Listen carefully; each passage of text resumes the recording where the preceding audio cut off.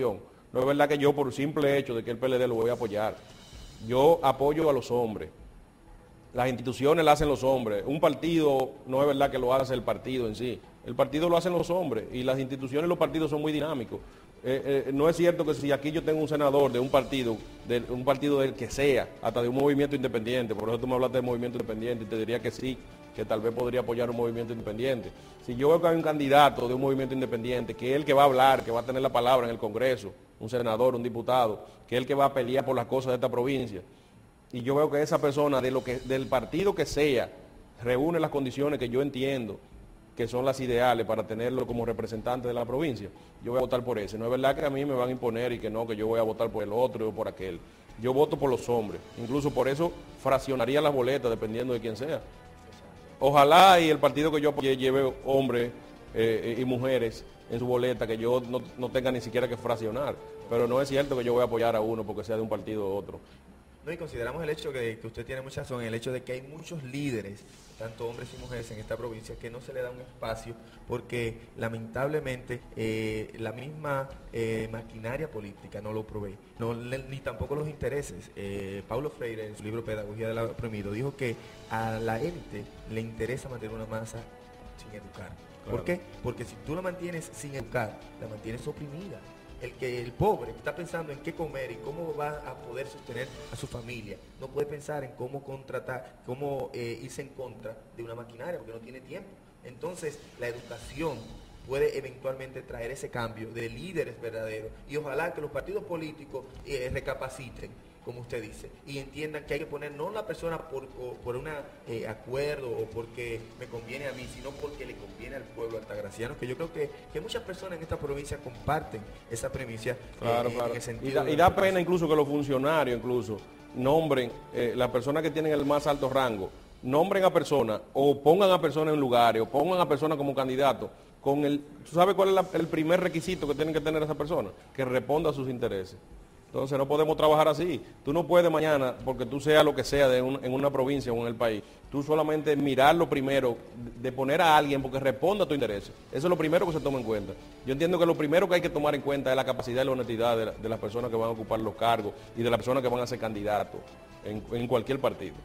No, y creo que por ejemplo, este domingo hubo una actividad muy buena de líderes comunitarios, el tercer congreso de líderes comunitarios de la provincia de Altagracia, auspiciado por la Federación de Asociaciones de Juntas de Vecinos de la provincia.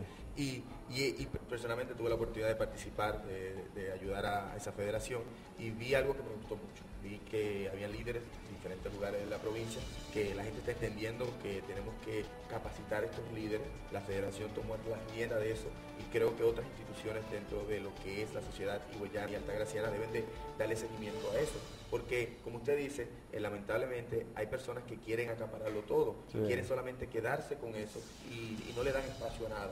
¿Qué usted opina de ese evento? Lamentablemente sé que usted no pudo asistir por otros compromisos, pero ¿cuál es su opinión sobre el evento del tercer congreso de líderes comunitarios de la provincia de Altagracia? Yo creo que la comunidad, los líderes comunitarios están haciendo su trabajo, porque el primer trabajo es darse a sentir, es decir, yo sé que hay a veces pugna, de conflicto tal vez de intereses ya de manera incluso hasta personales de uno y otro, pero eso es algo normal. Pero lo importante es que ellos están haciendo su trabajo, lo importante es que se están reuniendo, lo importante es que se están organizando y lo importante es que están teniendo una presencia viva en la provincia. Yo entiendo que el trabajo de las juntas de vecinos, de los líderes comunitarios, se está dando a sentir en la provincia. Yo creo que debemos de incentivar a que continúen eso, porque así rompemos también con la tradición de que los líderes son solamente los políticos, como tú decías ahorita, y no es así. Un líder comunitario, un presidente de una junta de vecinos, es tal vez más importante para esa junta de vecinos que el mismo senador, diputado, síndico. Entonces yo creo que debemos de incentivar eso, y yo los felicito y creo que están haciendo un trabajo excelente, porque años atrás eso no se oía. Aquí en esta provincia yo no había oído años atrás esa labor que están haciendo ahora los presidentes de junta de vecinos, los líderes comunitarios en sentido general. No, yo sé que a la federación le encantaría el apoyo de usted, ya que usted es una persona que ha hecho tanta diferencia en nuestra provincia, y creo que el Congreso necesita personas como usted con la capacidad que pueda aportar mucho conocimiento para preparar a esos líderes, y podemos tratar de hablar con Esteban Castillo, el presidente, para ver cómo podemos coordinar eso.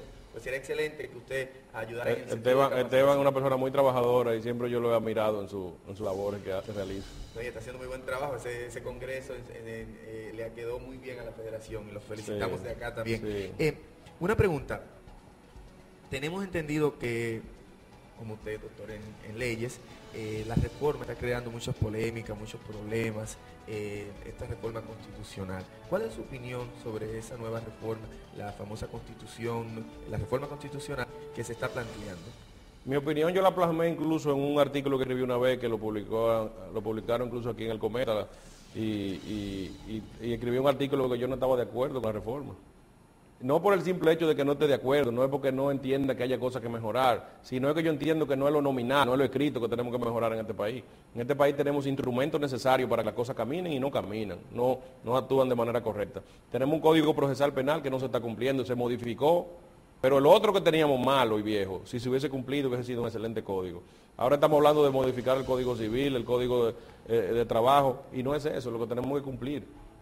Y no es tener la ley de manera plasmada en un papel, como decía un político, un pensador que después lo hizo famoso nuestro político Joaquín Balaguer, ya el expresidente, muerto, que la Constitución es un pedazo de papel. Porque incluso dentro de las clasificaciones de las constituciones hay constituciones que se llaman nominales, semánticas, etcétera. Hay constituciones que solamente son bien hechas, pero de manera escrita, pero no se cumplen. Hay otras que se cumplen a media y hay otras que son las constituciones reales que se cumplen. Y hay países que ni siquiera tienen constitución y se respetan los derechos. Tenemos ahí el caso de Inglaterra, por ejemplo. Entonces, los argumentos incluso que se decían a favor de la modificación de la Constitución, yo decía que no, que eso no era necesario. Se estaba hablando de que en la Constitución de nosotros le falta un preámbulo, pero el preámbulo es el grupo de los motivos por los cuales tú realizas la Constitución, es decir, los ideales. Para que se parezca a la de los Estados Unidos. Pero es que las constituciones modernas ya no usan preámbulos. Los preámbulos se utilizan cuando el país crea su Constitución por primera vez.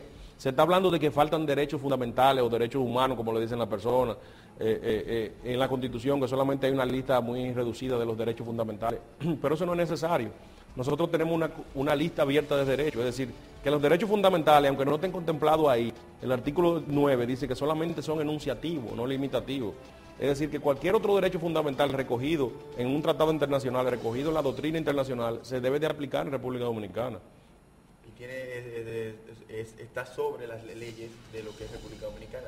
Exactamente. Entonces, ¿qué es lo que yo te digo? Perfecto que se modifique, no es que te digo, yo no estoy ni en contra ni a favor, parecería como contradictorio, pero es así, porque el problema no es que tengamos una constitución, sino es que se cumpla. Nosotros tenemos en un curso de posgrado que yo hice en España de Derecho Constitucional, yo le decía que la constitución de nosotros es más garantista que la española y que muchas constituciones de otros países. ¿Por qué? Porque en Europa utilizan el control de la constitucionalidad, utilizan lo que se llama el control